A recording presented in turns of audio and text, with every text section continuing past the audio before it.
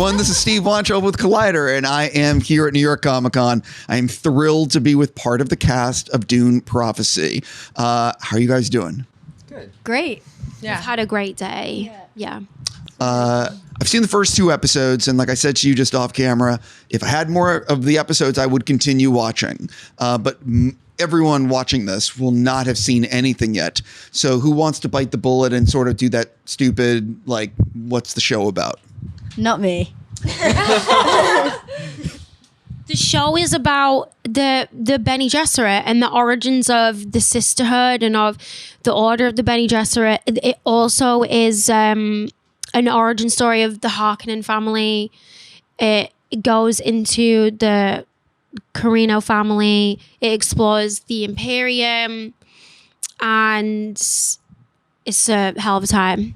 One of the things that I was really impressed with the show was that right from the beginning, this is not like watered down content. This is like, you need to be paying attention. There's a lot of family stuff and politics and cool visuals, and it's like, it's very immersive. Can you sort of talk about what it was like being on set when it's clear that like the people making this are, being honest, they're spending some serious money? Incredible. Yeah, amazing. Yeah. Insane. Yeah. I mean, the sets are all, do you say practically built? Like they're all built, and there was like everything down to the detail. It's just so well made, you know, from sets to costumes. Costume was a big one. Yeah, every department just put so much work into creating it, and it was such a gift for us to like actually be there, and everything we're in actually exists, you know? Yeah, that was pretty Even like fantastic. the books on the shelves in the Sisterhood have like Can you remember the pen? The pens were Yeah, the props. made. Like the prop team was Tommy Props. The prop team was incredible. Like just everything that we were like holding and like we had to deal with felt really authentic. So we didn't really have to do that level. There was a lot of things that you wanted to steal from the set. Yeah, I would have walked out with literally everything. I'm a klepto on a set if they let me. I tried. You would have loved this set. Oh, I'm sure. Oh, 100%.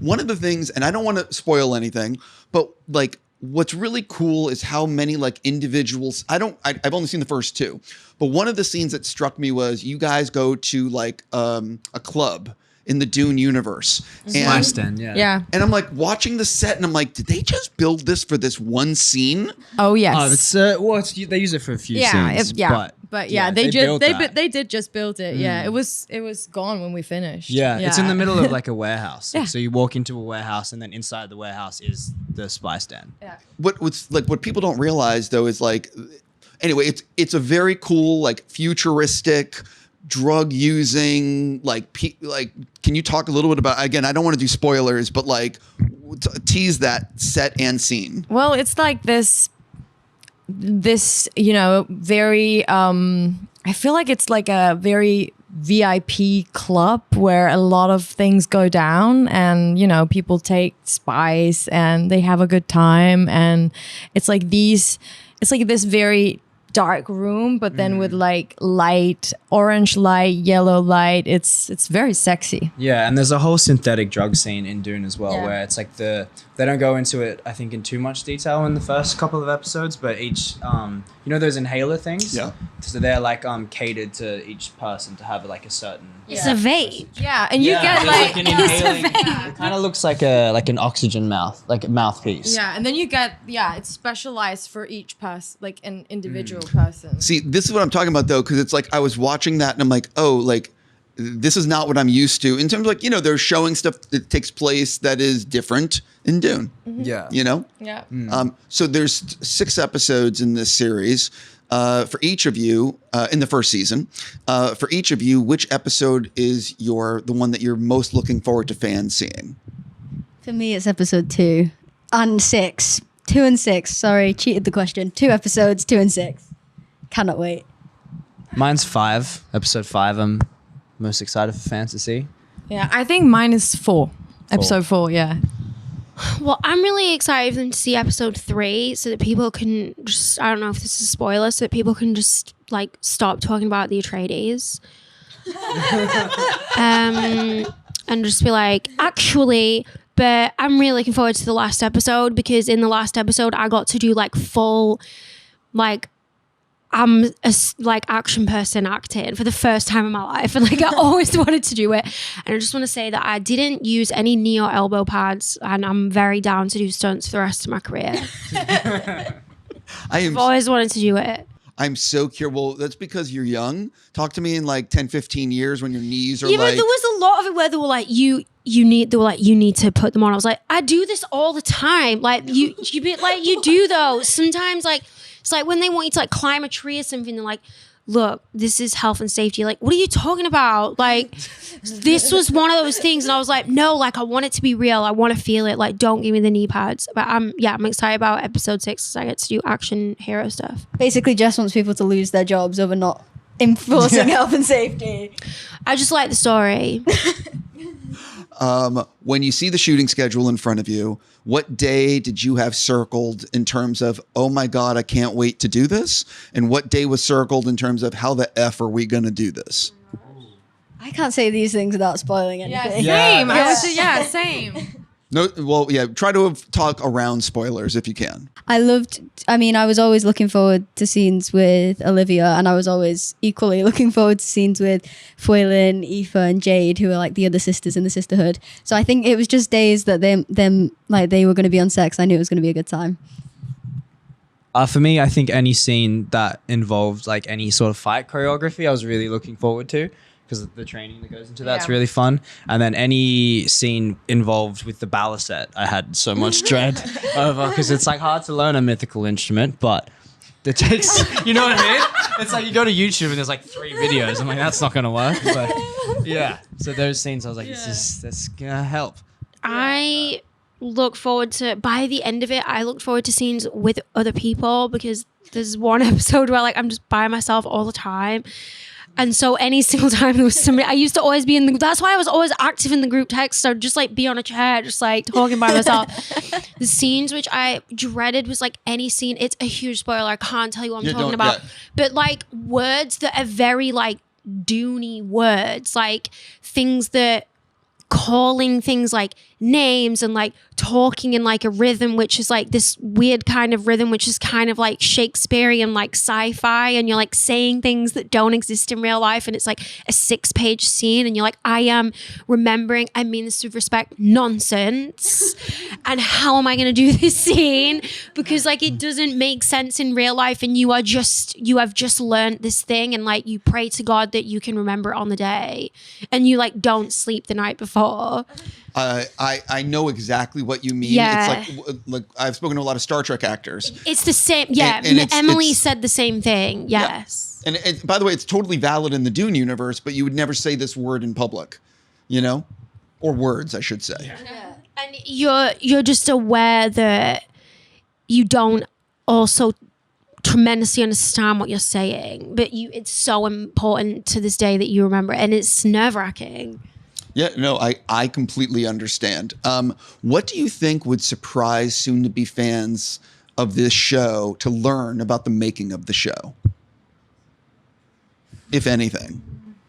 I think there'll probably be, we've talked about this a lot, but surprised how much isn't green screen and how much is just real stuff that was there on the day on set. Yeah, and how many people it takes for this to be made. Yeah. I mean, there's the costume department, but there's so many people working in the costume department, and all the other departments as well.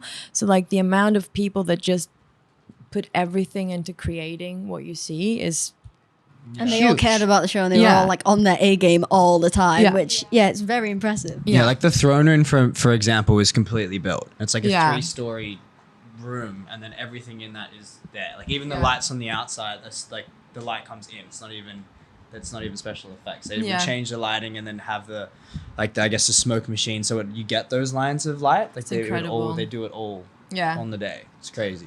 I think that for me, I think there might be some people that want to compare this show possibly to House of the Dragon or Game of Thrones, and there is that similarity in terms of like the families and everyone's trying to screw each other. That's a huge compliment. Like obviously those shows are amazing. So, but I'm curious, would you compare the show to those 2 shows? Like, do you feel that it's similar? Do you feel it's different?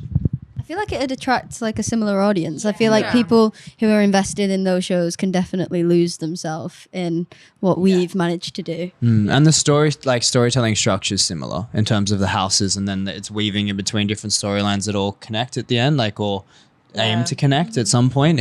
But it's also incredible. I mean, how many stories out there, is inspired by Dune, the book, and so I feel like it naturally, you compare, but it's just said it's a huge compliment because those shows are amazing. We love those shows. So great. We're at Comic-Con in New York. I'm just curious if there's anything that you guys collect. If you get to walk the convention floor, what would you buy? Tamagotchi. Yeah, we've all been looking at the Tamagotchi stand. Literally down there. We want to They get have Sylvania. No, Calico Critters here. Do they have what? Calico Critters. Do I know what calico critters are? Yeah. What am I missing? They're those little, they're called Sylvanian families in Europe, but here they're called Calico Critters.